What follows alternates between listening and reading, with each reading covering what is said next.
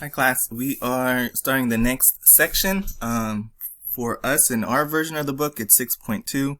In your version, it is 6. Let's get that out of there. It is 6.3 because they turned our 6.1 into two sections.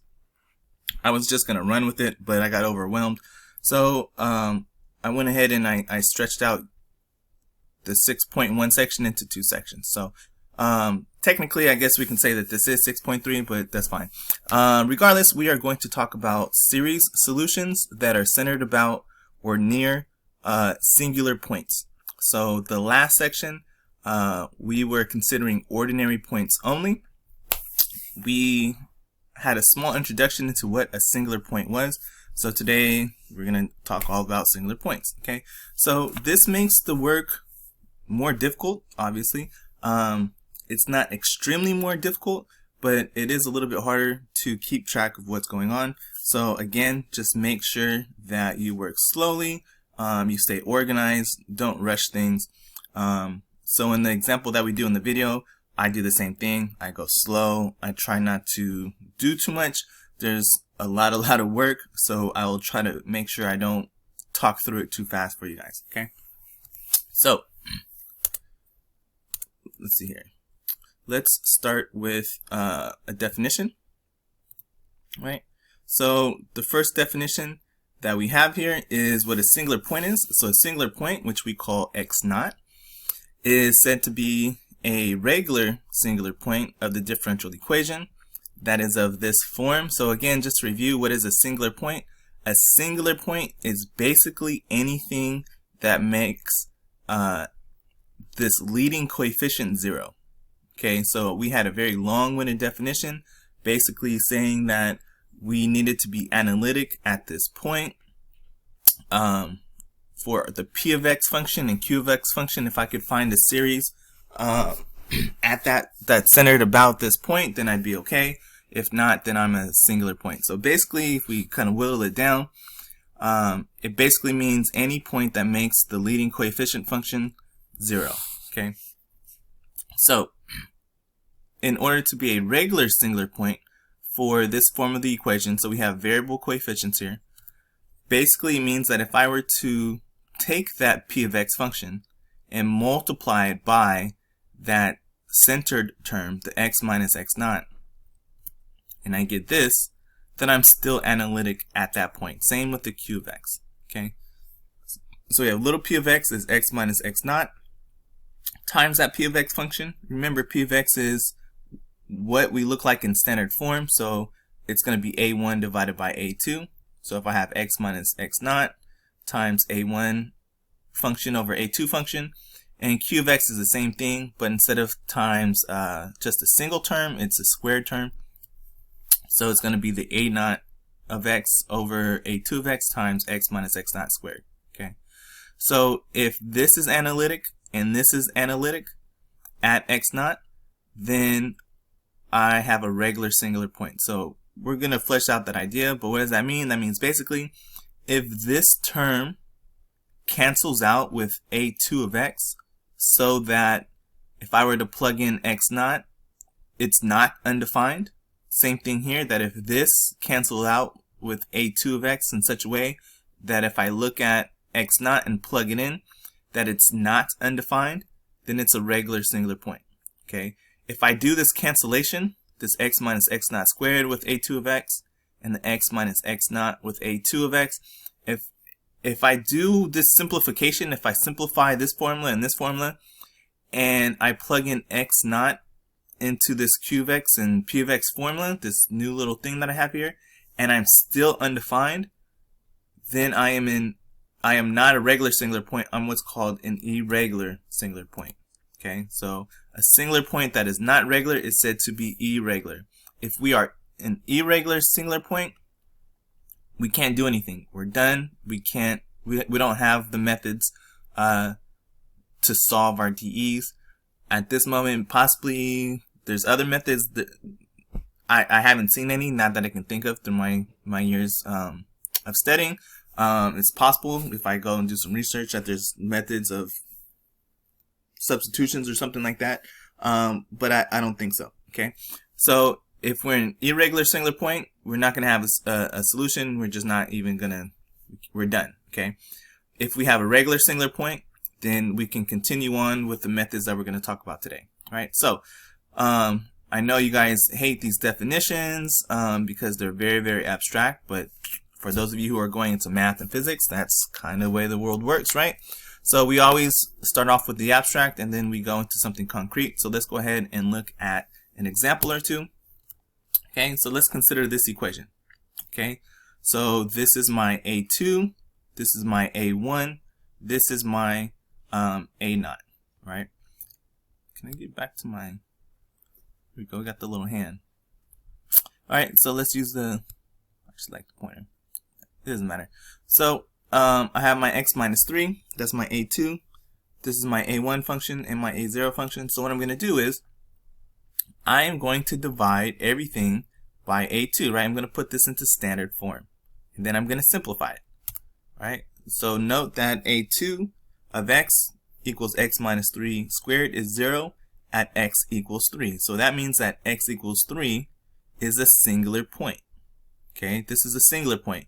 Now, what I'm going to do is I'm going to classify it as either a regular singular point or an irregular singular point. But I know that since this makes the first term 0, and then when I put it into standard form, I would then have a 0 in all the denominators. That's what the problem is for me, right? Because we've seen before that I need this in a standard form in order to do some of my formulas and my methods, right? So my p of x function is going to be x squared minus 9 divided by x minus 3 squared. And if you notice, this will actually cancel. So it looks like this, okay?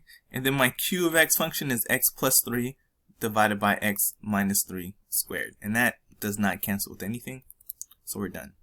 So the little p, right, large P and large Q, that's what we're used to. Now if I look at little p, I'm going to multiply by x minus x naught, right? So in this case, x minus 3. So if I multiply by x minus 3 times my simplified large P function, notice that that cancels out. And I'm never undefined, right? So that's good. But I have to check more than just little p because maybe it messes up at the Q function. So for little p, I'm okay. But what about for Q? So for Q, if I multiply by the squared term, right? Not the regular one, but the square term, look at that. It all goes away. And I'm left with x plus 3 also. Now, it doesn't matter if these match up or not. It just matters if they are undefined when I plug in this x naught value. Okay? So since p of x is okay, q of x is okay, it's never undefined, especially not at the point that I'm interested in. That means that x naught equals 3 is a regular singular point. All right, so that's an example of how we check for regular singular points. So let's do one more example where we have an irregular singular point so you can kind of see the contrast between the two. So for the next example, let's take pretty much the same equation, but let's change it up a little bit. So I will have this as plus 3 and this minus 3. So notice that the A2 term is the same. So we are still 0 at the same place, x equals 3. So if I look at my p of x function, it's going to be x minus 3 times and then x plus 3 divided by this x minus 3 squared. So when I cancel these two, I still have an x minus 3 on the bottom, which means that when I plug in my singular point, that it makes the denominator 0. Okay. Now that means that I'm an irregular singular point. Oops, sorry guys.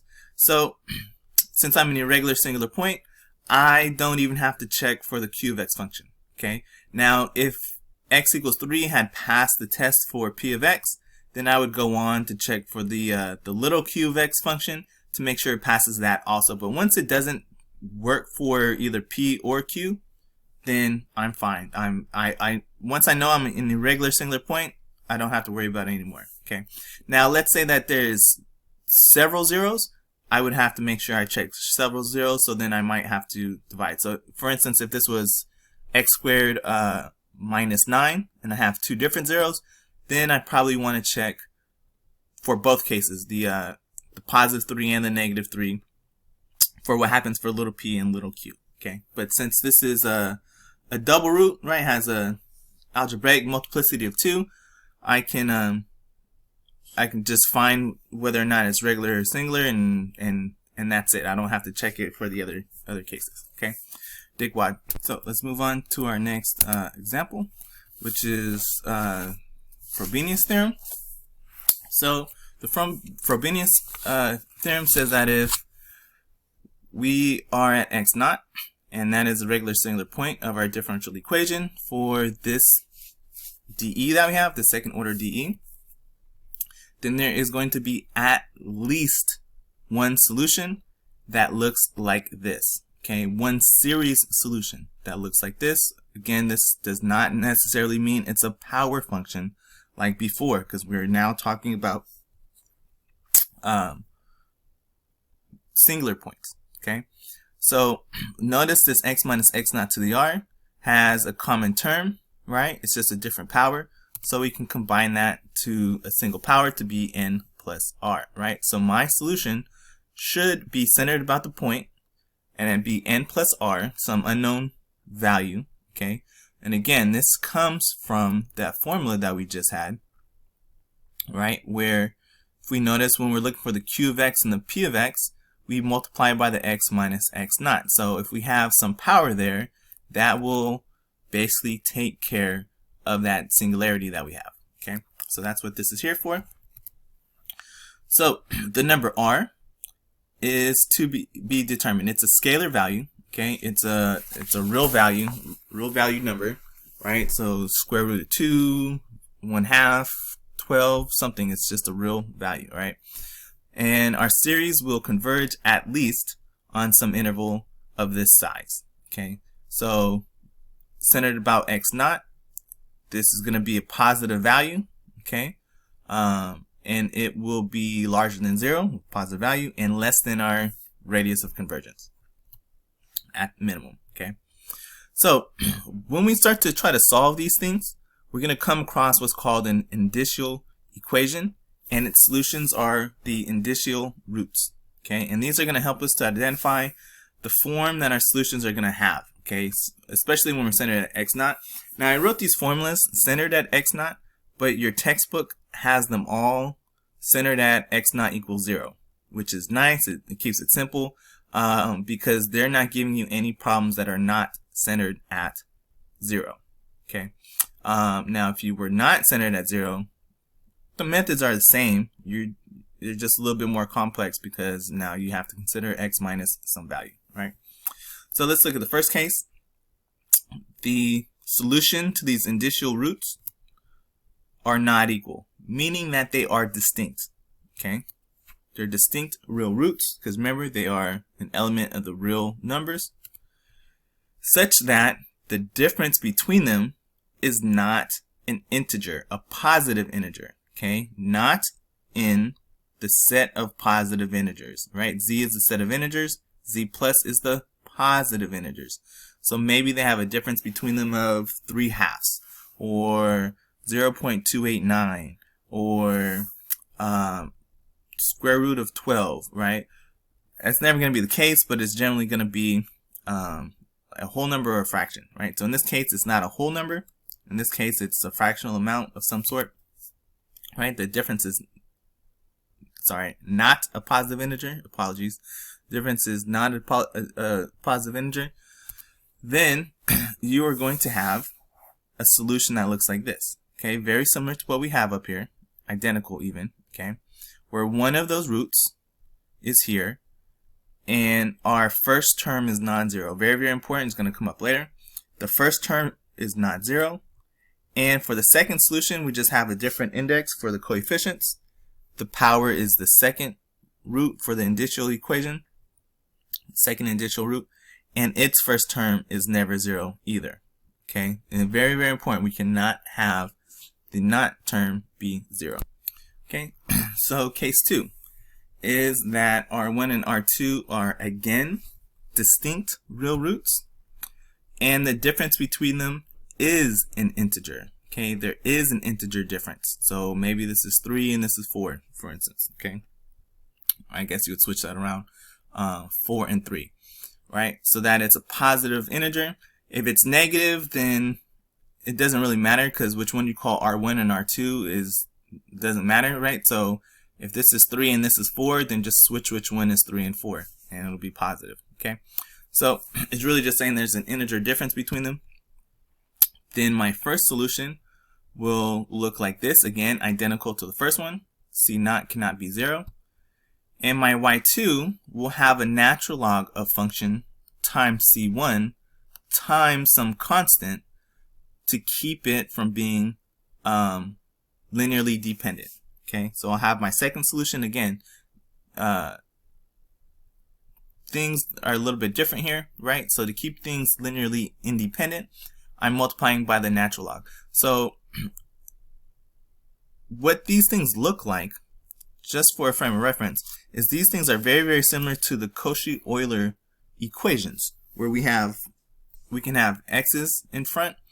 And if you remember, for the Cauchy-Euler equations for case 1 through 3, we had a bunch of natural log stuff popping up instead of multiplying times x, because our answers were x to some power. So these are what you would say the analog to the Cauchy-Euler series solutions, and what we're doing in the last section is an analog to series solutions of the constant coefficients, where everything was e to the x solutions. Okay, so the power series were like the previous. These series are a little different, so we have the natural logs to keep things linearly independent. Okay, now there's a couple of things that are important for case 2. We may not be able to find this second solution. Okay, it's very possible that this natural log of x doesn't pop up. Maybe it's just c times y1, this function, plus some other function. Okay, it's very possible that this first term doesn't show up at all because this constant is 0. So then we just have basically something very similar to case 1.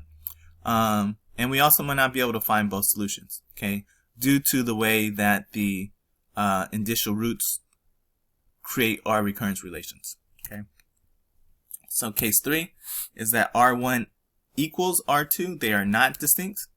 So then our solutions, again, for y1 is the same, and y2 is similar. But if you notice, for case 2 and case 3, the first term in y2 is the same, but the c value here is equal to 1. Everything else is the same. However, on y2, my first term, my b0, is able to be 0. Okay, so same thing here. We may not be able to find the second solution due to our indicial roots. So notice y2, so this is a typo. This should be y sub 2 of x, not y of 2. Okay, fix that in the write-up. In case 3 is the same as y sub 2 of x, right? That's just really what I pointed out here. This is just reading wrong. In case 2, with c equals 1, right? So this term, this solution, and this solution are pretty much identical, except for the b0 terms, and this c1 in this case is equal to 1, right? So we are not able to find y of 2. When we are not able to find y of 2 due to the form of the indicial equation, like I just said, basically what happens is that the recurrence relation just gives us a duplicate sort of set of series solutions, right? So the series solutions I get for y1 and then the series solutions I get for y2 are identical because of the indicial roots. Not that they're the same, but, well, yeah, because they're the same. So then that can give me some problems, right? So we can use the reduction of order formula to find y2 of x. Okay, so again, sorry, these y of 2's everywhere is not me plugging into. This is the y2 function solution. Okay, so again, I will fix that in the write-up. So we know that y2 of x is equal to this integral from reduction of order formula. So what we can do is, when we have our y1 solution all figured out, we can square it. We can go e to the negative p of x equation and integrate across the whole thing and then multiply that in. So it's a lot of work. So if you get to this case, the easiest thing to do is probably to use a calculator. Computer algebra system is what the book suggests that you use. So if you have a program, use that. Something like Sage or I wouldn't say MATLAB, because MATLAB is a numerical solver. It is not an algebraic solver. An algebraic solver will use symbols. A numerical solver will only give you a bunch of decimals out, which is not nice, right? So some algebraic solvers are things like Sage, Mathematica.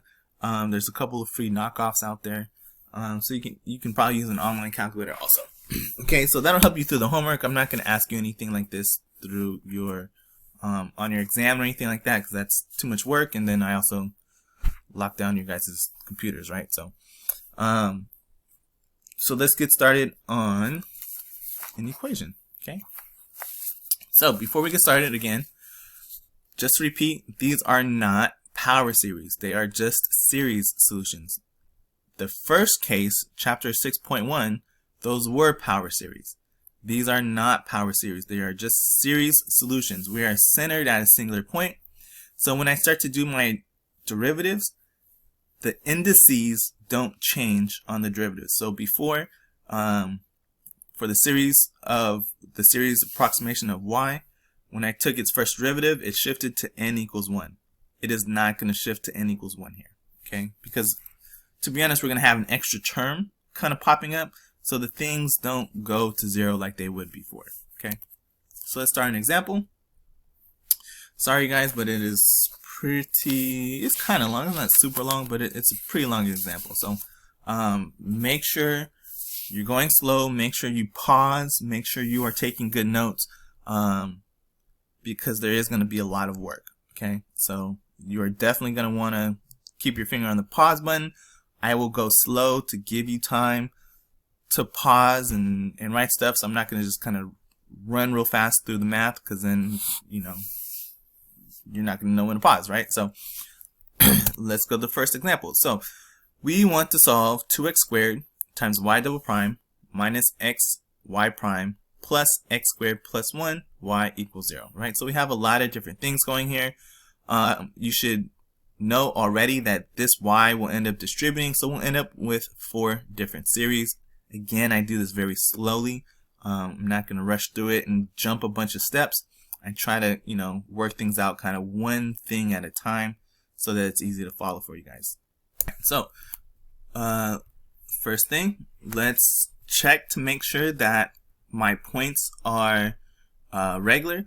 So I know I didn't say it here, but we're going to be checking about the point x equals 0. So again, every single problem that your book gives you is going to be centered at x equals 0. So if it's not specified what the point is, it's going to be 0. Also, we're doing it about singular points. The only singular point here is x equals 0. So that should make sense that we're centered around x equals 0. Okay. If you are ever not centered at x equals 0, I will let you know. Okay. So your book does a better job of it. I keep forgetting to write where we're centered about, but we are centered about x equals 0 for this example. Okay. So I'm going to divide everything by 2x squared. So my large p of x, not little p of x. Oh, no, sorry. This is little p. So little p is x minus 0, which is just x, times negative x over 2x squared. Doesn't really matter if it's negative or not, right? But let's just say it was. So this is going to cancel and give me 1/2. Okay? So I got 2 x's and an x squared. This should really be a negative 1/2, but I'm not worried about it. I'm just looking for the zeros on the denominator anyways. And then for little q of x, I'm going to have this divided by 2x squared times an x squared, right? X squared times my a0 function divided by my a2 function. This is going to cancel, and there is no denominators on either of these, so I don't have to worry about the denominator being 0 when I plug in 0, right? Therefore, this is a regular singular point. You definitely want to make sure it's a regular singular point, because if it's irregular, then you don't even have to do the problem, right? You're going to run into lots and lots of problems, and you're going to hate yourself. So Now what we can do is we can start to substitute in our series for each term. Okay, so again, there's going to be lots of very long lines. Some lines are going to be actually 3 lines long in this program, so I'll go slow through them. Okay, so let's start at the beginning. Okay, this is my series for y. Cn, I'm centered at 0, so it's just x to the n plus r, starting at n equals 0, times that first term. So when I take this first derivative, the n plus r comes down, okay, and this reduces by 1, right? I still am starting at 0 because my indices don't shift. These are not power series, right? Taylor approximations, they are just a regular series. So the next derivative, this multiplies across n plus r minus 1 times the n plus r, and then this goes down by 1 more. So this is my second derivative form, my first derivative, and then that standard y when they're centered about 0. Okay. So then when I plug this in, this is what my equation looks like. Right? Maybe you want to pause now so you can finish writing this out. The next thing that I want to do is I want to expand this, right? So I need to pull in all of these x values that I have. So this is going to bump up by 2. This is going to bump up by 1. I'm going to distribute this across the 2 sums, and one of them will bump up by 2 and one will stay the same. Okay. So again, this one bumped up by 2, so it's just an n plus r. This one bumps up by 1, so it's just the plus r. The first one here bumps up by 2, so it's a plus 2, and this one doesn't change at all. Okay, so now that I'm here, okay, again, everything else stays the same.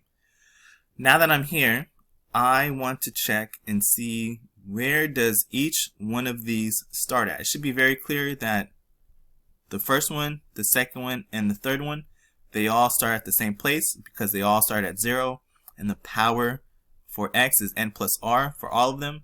The only one that's different is this third one. It starts at the same place, 0, but it has a plus 2, which means that I need to pull out 2 terms from the first one, the second, and the third one. So just to check, this starts at, if I plug in 0, I get x to the r, x to the r, this is x to the r, this is x to the r plus 2. So all of these, the first, the second, and the fourth, they need to pull out 1 term each. Okay, I'm sorry, 2 terms each. So I'm going to have 6 terms pulled out, right, in front of my series.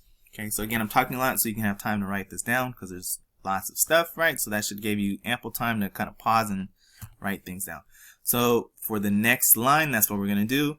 I'm not going to pull them out one at a time, okay? So maybe you pause at the end right now, pull out those terms, and check to see, once we go to the next screen, whether or not the values that you pulled out match out the values I am about to pull out and show you on the next screen.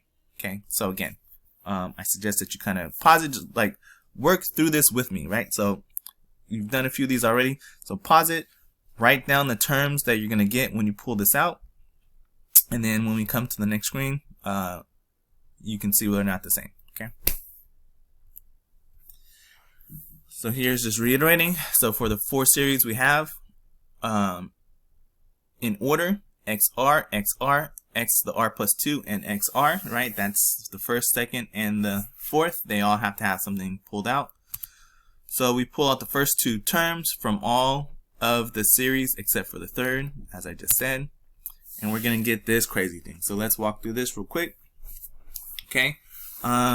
Besides these constants that we pulled out, which you should have done, as I just said, on your own, so you can check with me now, let's look at the series first, and then we'll come to these terms that we pulled out. Okay, so I pulled out 2, so the first, the second, and the fourth, they should all now start at n equals 2. Nothing else should have changed. Okay, everything else is the same. if I plug in 2 now, I get x to the r plus 2 or 2 plus r. It doesn't matter. You're adding, it's the same order, right? So this is also x to the r plus 2, x to the r plus 2. This starts at 0, so it's x to the r plus 2. So you all start at the same place now, right? So that's good. Now, looking at these terms, okay, if we just look here, I'm just going to pull them out one at a time. Basically what I did for me was I pulled out 2 terms here, then 2 here, and then 2 here. I did not go first term, first term, first term, second term, second term, second term. That would have been nice because then I would have my C0, my C0, and my C0 together, and then I would have had my C1, C1, and C1 together. But if I'm already working with something, it's easy just to pull out a few terms here because everything just starts to count up by 1, right? So it makes it simple. So let's look at that one at a time just so we can, right, we're working through the problem. So if I pull out 0, this is going to be r minus 1, which is what that was, times r, which is what was here, times the 2. This is C0, and then this is the x to the r. When I pull out a 1, this turns into the n plus 1, sorry, the r plus 1. This is r1 minus 1, or just an r, times the 2, C1, x to the r plus 1, right? Same thing here. When I used 0, this would be just an r, C0, x to the r. When I did 1, this is a 1 plus r, C1, r plus 1, right? And then here, when I pull out 0, this is C0, x to the r. When I'm a 1, then this goes to 1, and this counts up. So, right, so if you notice, everything just kind of counts up from here to here. Things count up by 1. Here to here counts up by 1. Here to here counts up by 1, according to my series. All right, so now that we've talked about that, let's come to the next line. So for the next line, we want to start to simplify things. Okay, so there's lots of things for me to simplify. Without peeking ahead, I don't really know what it is that I did. I'm pretty sure I multiplied all of these things out so that I have, instead of 1, 2, 3, 4, 5, 6 terms, that this now gives me 2, and this gives me 2, and this gives me 2, right? So I should have about 9 terms. 1, 2, right? Because I have this one and this one when I distribute this.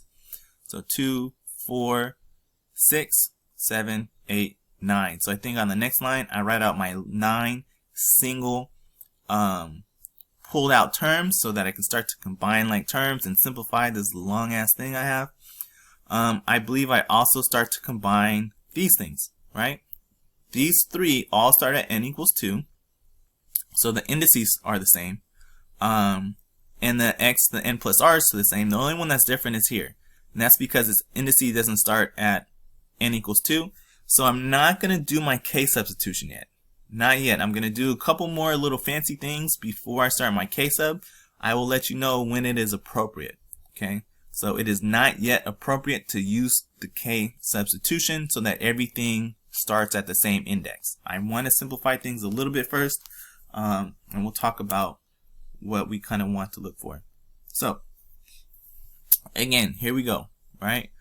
I turn this into 9 different terms, right? 1, 2, 3, 4, 5, 6, 7, 8, 9. Maybe next time I'll do that. You know how I do, like, here's one thing, here's the next thing. Maybe next time I'll go one at a time so you can see each little part, although that would take forever. I'll think about it. But notice here, these first 2 terms are what happens when you distribute the C0 XR across this, right? You got the 2r squared times this term, the minus 2r times that, 2r squared times this part, and then 2r times the next one, just this one, minus r times this distribute, negative one of those, C0, and then this one stays the same. Okay, so I just distributed this out so that I can start to combine like terms. For instance, this term and this term are the same. This term and this term are the same. Let's see, what else do I have? And I have this term and this term that's going to cancel out later. Okay, so on the next line, that's what I do. But let's look at the series. Okay, so for the series, all the things that are n equals 2, I combine into 1, and the one that is not has been left alone. So I have 2, times this thing, okay, minus n plus r, plus one more, and all of those have the same index, cnx to the n plus r. And then this lonely guy over here all by himself, okay? So again, 2 times this thing, minus one of these, plus one more, all of that times cnx to the n plus r power, okay? So I was able to combine this into one series, one long series, okay? And I have one more. So before I work on this, well, I'm going to work on this a little bit more, okay? But I still can't pull this in yet. So what I'm going to do here is I showed you how these combine a little bit. I have some things I cancel. I have some like terms. So I'm just going to kind of work on, I'm going to simplify this a little bit, because if you notice here, I have a common term of n plus r. So I can pull that out, which will be nice. So then I have this, okay? I got the 2r squared c naught xr minus 2 of these, right? Minus one more, so there's 3. This is the last c naught term because I have my first one. These two combine. Look, they're all c1s after that, except for this term, right? So those are my c naughts. For my c1s, I have 1, 2, 3, 4, and 5, but these two cancel, okay? And these two combine. So this 2 minus 1, so there's really just one of these and one of those, and so I can factor that. Well, I didn't factor it, but I will factor it next. So this is what it simplifies to, right? So now I have 5 terms from the 9 that I had, which is nice. And then now the series kind of sit on one line.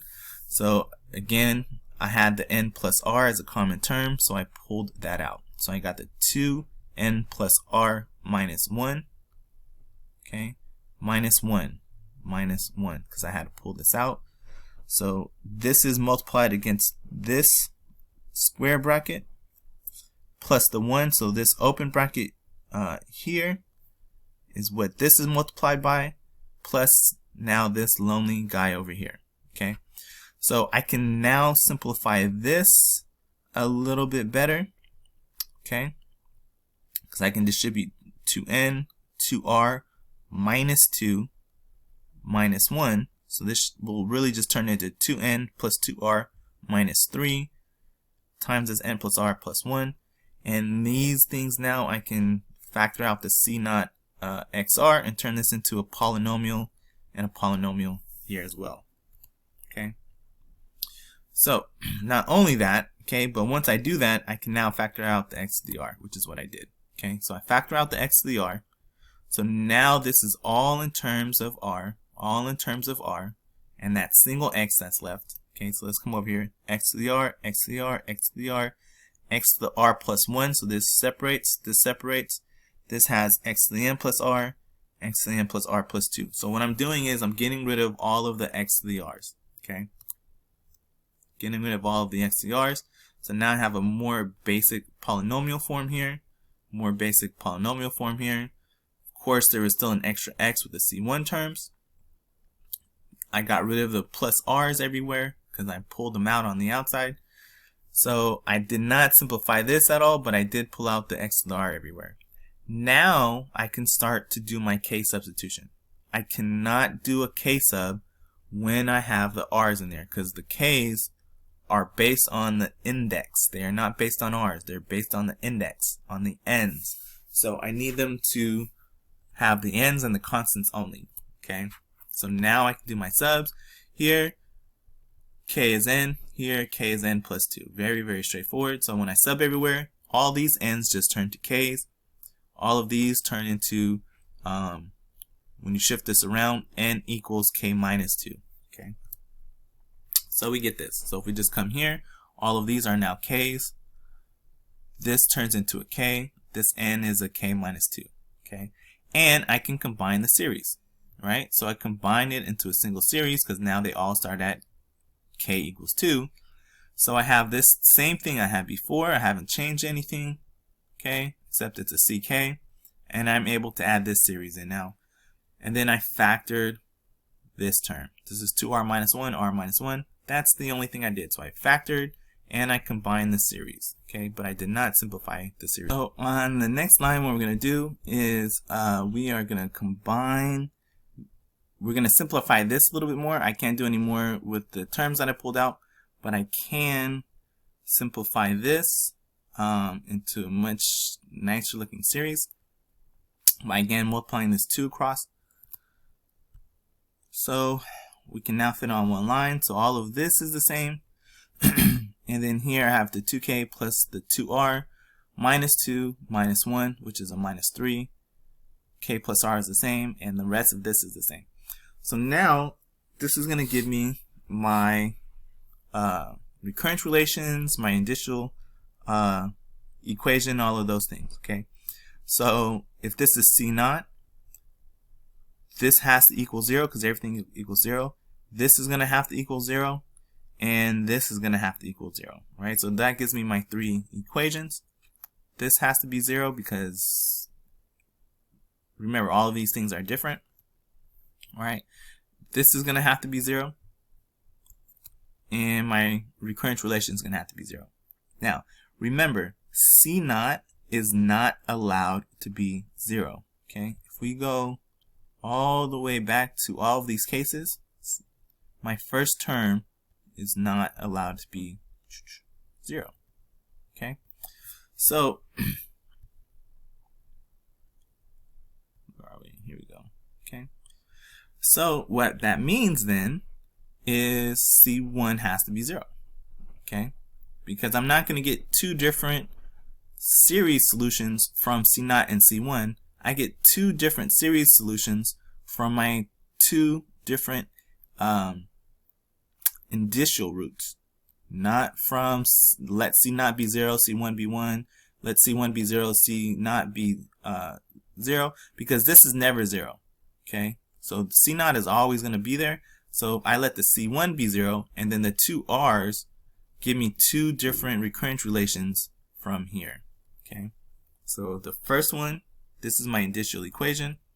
C naught equals 0 for all 3 cases for looking at the indicial roots. Okay, so my R is 1 and it is 1/2. That means that C1 is 0. So I'll fix this and put a comma here in the write-up. That's just bad notation. And my recurrence relation, remember we solved for the largest. I'm going to subtract ck minus 2 and then divide by all of this. So if you notice, my 2 separate series come from letting R be 1, right? I'm going to get 1 equation here. I'll solve my series. And then when I let R be 1/2, I'm going to get another series of solutions. So my series solutions are driven by the R in this case, not by the C naught and C1. Okay, because C naught is never 0. So if I have an equation with any other constants, coefficients, those things are 0. Okay, so this middle term is nice. It just lets me know what C1 is, which is 0. So 1 minus 1/2 is not a positive integer. Okay, it's a fractional amount. So that means that I am in case 1. Okay, case 1 was when they are not, there's not an integer difference between them. Okay, so our solution is going to have the form from case 1 of, remember I'm centered at 0, so it's not x minus x naught is 0. So the sum of my coefficients times x times n plus 1, my r is 1. And for the second one, my r is 1/2. So that's the other set of coefficients times x to the n plus r2, which is 1/2. And since I'm at x naught is 0, I'm centered at 0, so I don't have x minus some number. Okay, so let's use our recurrence relation with our first indicial root. Also, let's remember that my k value, it doesn't start off at 0 or 1 or what have you. My k value depends on my series, right? So in this case, k is 2. So we're going to start off at k equals 2. So when I plug in 1, my recurrence relation turns into this. Remember, it's k plus r. Let's go back a little bit. K plus r, which is, so k plus 1. 2k plus 2r minus 3, so 2k plus 2 minus 3 is 2k minus 1. Okay, so k plus 1, 2k minus 1. So for my first value of k, which is 2, we are going to have C2. When I plug in 2 here, I get C0. And then I got 2 plus 1 is 3, 4 minus 1 is 3. So negative C0 over 3 times 3. So if you saw my first example from the last video, I don't actually multiply these out because you can start to see then the pattern that forms, right? So I know looking at the solutions that you guys posted that I know have not been graded yet, for the last classwork, a lot of you guys wrote these out as, you know, negative 9 times C0, right? Or negative 1/9 of C0, which is fine, but then it's going to be very, very difficult to see the pattern that forms from there. So I generally will keep this form all the way through, and then if I want to, I can multiply them out. So like for your web assign, for instance, you would definitely want to multiply them out because the system is only going to take the actual values, not the product form of it, right? However, I think the product form lets you see the pattern, so it'll be easier to try to form some sort of a general term for your series. Okay, so for k equals 3, that is going to give me C3. C to the 3 minus 2 is C1. C1 is 0. Okay, but I wrote this down for the first term anyways, just so that we can see how the pattern starts to develop. So it looks like this one, the first term is going to keep increasing by 1, which it is, and the second one is going to just be the odds, right? So we're going to use this fact as we go forth. So C4 is going to be negative C2 times 5 times 7, so 3, 4, 5. Here's 3, 5, 7, right? So we can kind of see the pattern that's developing, so that I'm not just plugging in 4 to this equation every time and doing extra arithmetic, right? Again, math is about patterns. Find the pattern, it'll be a lot easier to work with. Okay, so I have negative C2. Well, what is negative C2? C2 is negative C0. So that's nice because that's going to turn this into a positive. Okay, C0 is 3 over 3 over 5 times 7. So when I multiply, I flip by the reciprocal, and I get 3 times 3 times 5 times 7. But I can put it in order. I got the 3 and the 5 from the first ones, the 3 and the 7 from the second. So I'm just going to move the products around a little bit so I can see what's happening, right? So 3 and 5, those are from the first two. 3 and 7, those are from the last two that are happening. Okay. For k equals 5, that'll tell me I'm going to end up C3 on top. So that's going to be 0. Okay. Because 5 minus 2 is 3. C3 is 0. So it's going to alternate, right? I'm only going to have the even terms here, right? So when I go to C6, it's also going to be a multiple of C0 because I'm only going to have the evens. So I already know how this is going to work. I can just add this to my denominators, right? So again, develop the pattern sense. So this will change my signs because it's positive, so it'll now be negative. 3, 5, 7, 3, 7, 11. So I can see these increase by the odds, right? They increase by 2. This increases by 4, right? So 3, 7, 11. So the next one, K, 8. This should be 3, 5, 7, 9. And 3, 7, 11, 15. Okay, so I can see the general pattern now by keeping it in its general form, right? So C2, C4, C6. So my C0 is there by itself. X squared, X fourth, X sixth, right? Remember these coefficients go with those powers, and it's going to alternate, okay, which is very nice. I have a very particular pattern here. It's easy to observe. Okay, remember I am multiplying by x, the first power in front. Now I could have thrown it everywhere here. I could have called this x and x cubed and x fifth and x to the seventh, but it doesn't matter, right? I have a coefficient times all of these terms, and I have an x times all of these terms. So however you want to write it is fine with me. Okay, but I find it's easy just to write it like this. I have C0, I have my x to the r, the first initial root, and then this is the form that my series are taking on. Okay, it's a very observable product formula for both of these, right? This is going up by odds, right? And this is going up by odds as well, but kind of skipping one of them, right? So I have this as my solution for y1 of x. I'm going to do the same thing now with y2 of x. So instead of 1, of course, I have r equals 1/2 for my ck, so I just plug everything in. Now I can keep it like this, but to be honest, this is difficult when you have fractions in here. Notice here I have a common term of 2, so let's just pull that out. And then here, because again, I'm not going to like having to add a whole number with a fraction, right? It's always very difficult. So let's pull this fraction out.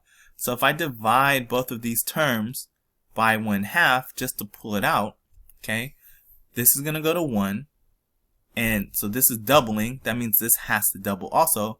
And I'll have a 1/2 in front, right? So I pulled out a common term of 2 and a common term of 1/2. Well, 2 and 1/2 cancel, and I get 2k plus 1 times k minus 1. Okay.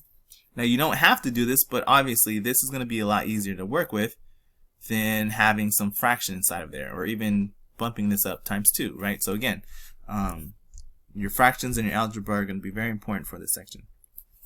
So for k equals 2, I'm going to have c of 2 is negative c naught 5 times 1. Again, I'm just using this formula, right?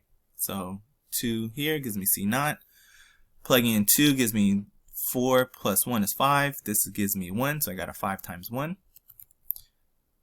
K equals 3 will give me a negative 3 minus 1, or a c1, which I know is 0. But again, I'm just going to keep track of what's happening in my denominators. It looks like this one is going up by 1, which it should.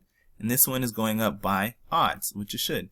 And again, we're going to have something very similar. I'm going to keep skipping the even numbers because it's going to keep referring back to the 0. Okay. And the evens are going to keep referring back to a c naught. Right? When I plug in 4, it's going to say c of 4 minus 2 is 2. 5, 7, 9. 1, 2, 3. Okay, because that's the pattern that's happening. Again, don't assume the pattern. Maybe do 1 or 2 of them, and then you can figure out kind of how it's increasing from there, right? So then when I do the same thing, multiplied by reciprocal, I get 5 and the 9. It's going to skip the middle one, okay? And then it's going to skip the middle and go 1 to 3, right? So now, just from looking at the properties of this, I can see what's going to happen. 5, 9, 13, 1, 3, 5.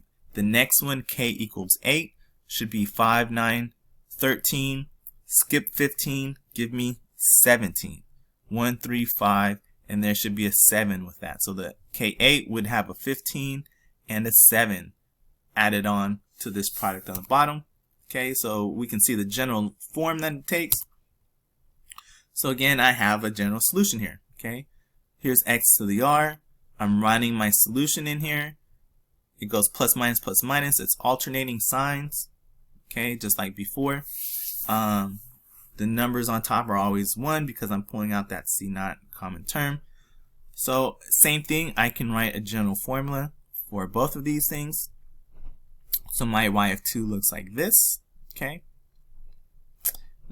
and when I put them together, I have both of them. So now if I multiply them, I can just write one long denominator, 1 times the negative 1 to the n on top, right? So this is my y1, this is my y2. Notice the c naught, yeah, it's still c naught in y2 and c naught in y1, but they are different forms. My c naught here was dependent on r being 1. My c naught in the second one was dependent on r being 1/2. So I'm just going to call them c naught and c1 just for ease of use, just because they're just some random coefficients. It is not a specific c naught that was used in y2 and the same c naught that was in y1. It's just an unknown, undetermined coefficient, right? So some value c naught times all of these, some other coefficient times all of these sums. Okay. Now if I had some boundary values or initial values, then I can, whittle it down to all those values that I need for these coefficients, but we're not going to worry about that in this section, right?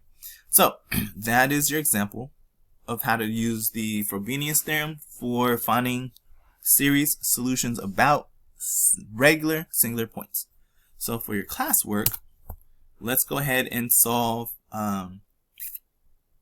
this DE centered about x equals 0. Before you start, or I should say the first part of your work that you should show me is to verify that x equals 0 is a regular singular point and not an irregular singular point before you begin. That way you're not doing extra work for no reason. Right? Thanks, guys.